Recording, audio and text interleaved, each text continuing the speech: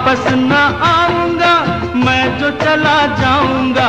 2024 আমার শেষ, কি হলো শ্রীলেখা মিত্রর? দুশ্চিন্তায় ঘুম উড়েছে নেটিজেনদের। সোশ্যাল মিডিয়াতে বিস্ফোরক পোস্ট করলেন অভিনেত্রী। কি হলো শ্রীলেখার উদ্বিগ্ন ভক্তরা? বিস্তারিত থাকছে আজকের এই প্রতিবেদনে। তো বন্ধুরা, অবশ্যই সম্পূর্ণ ভিডিওটি দেখবেন। চ্যানেলে নতুন থাকলে চ্যানেলটিকে সাবস্ক্রাইব করে পাশে রাখা নোটিফিকেশন আইকনটি অল করে রাখবেন। একজন ভালো অভিনেত্রী হওয়ার পাশাপাশি শ্রীলেখা মিত্র একজন পশুপ্রেমিক, একজন উদার মনের মানুষ।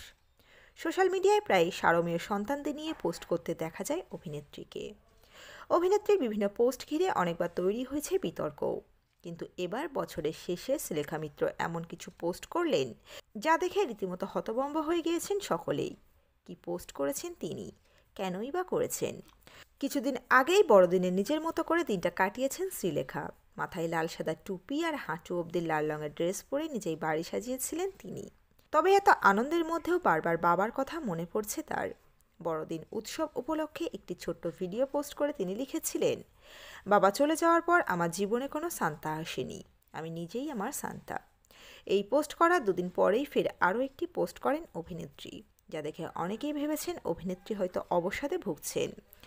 বড়দিনে আনন্দ উদযাপন করার ঠিক দুদিন পরেই শ্রীলেখা একটি পোস্ট করে লিখেছেন, 2024 উইল বি মাই লাস্ট। এই কথাটির বাংলা অর্থ হলো 2024ই আমার শেষ। স্বাভাবিকভাবেই এই পোস্ট ঘিরে তৈরি হয়েছে নানান জল্পনা কল্পনা। এই একটি পোস্ট করে তিনি ঠিক কী বোঝাতে চাইছেন তা নিয়ে উঠেছে নানান প্রশ্ন।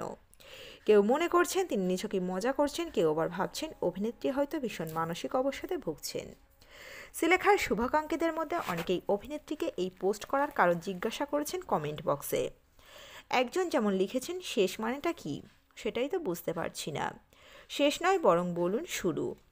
আপনার অনেক কাজ ও লেখার দিকে তাকিয়ে রয়েছি, সব কিছু ভালো হবে। অন্য এক নেটিজেন আবার লিখেছেন, কি বলতে চাইছেনটা কি? এইভাবে দুশ্চিন্তায় ফেলে দেওয়ার কোনো মানে হয় না। সাধারণ মানুষের পাশাপাশি সহকর্মীরাও এই পোস্টে কমেন্ট করেছেন। পোস্টে কমেন্ট করে অভিনেত্রী মানসী সিংহ শ্রীলেখাকে জিজ্ঞেস করেছেন, আর সিনেমা করবি না, 2024এই শেষ? তবে শুভাকাঙ্ক্ষীরা যতই কমেন্ট করুক না কেন, শ্রীলেখা এখনও কারোর কোনো প্রশ্নের উত্তর দেননি। একের পর এক কমেন্ট করা হলেও কোনো উত্তর দেননি তিনি, এমনকি ফোন বেজে গেলেও ধরেননি শ্রীলেখা। 2 বছর আগেই বাবাকে হারিয়েছেন শ্রীলেখা, তারপর থেকে একের পর এক সমস্যার সম্মুখীন হতে হয়েছে তাকে। কখনো সারমেয় সন্তানদের নিয়ে আবাসিকদের সঙ্গে সমস্যা, তো আবার কখনো পেশাগত দিক থেকে হেনস্থা। এত কিছু সম্মুখীন হতে গিয়ে কখনো যেন নিজেকে হারিয়ে ফেলেছেন তিনি, আর তাই হয়তো অবশেষে করে বসলেন এই পোস্ট। তবে এত দুশ্চিন্তার মধ্যেও শ্রীলেখা অনুরাগীদের জন্য আছে একটি সুখবর। এই মুহূর্তে টলিউডে তেমনভাবে কাজ না করলেও আগামী দিনে তিনি একটি সিনেমায় কাজ করতে চলেছেন। যে সিনেমাটি পরিচালনা করছেন তথাগত মুখোপাধ্যায়, বিক্রম চট্টোপাধ্যায় এবং অঙ্গনা রায়ের পাশাপাশি অভিনয় করতে দেখা যাবে শ্রীলেখাকেও। রাস্তার সারমেয়দের নিয়ে এই গল্প তৈরি করা হয়েছে। বোঝাই যাচ্ছে পথকুকুরদের নিয়ে এই গল্প তৈরি হয়েছে বলে একমাত্র কাজ করতে রাজি হয়েছেন তিনি। এই সিনেমায় কাজ করার পর আগামী দিনে তার মানসিক অবসাদ কিছুটা কমবে বলেই মনে করছেন শুভাকাঙ্ক্ষীরা। তো বন্ধুরা, এই আপডেট ছিল এতটুকুই। খুব দ্রুত ফিরে আসছি নতুন কোনো আপডেট নিয়ে।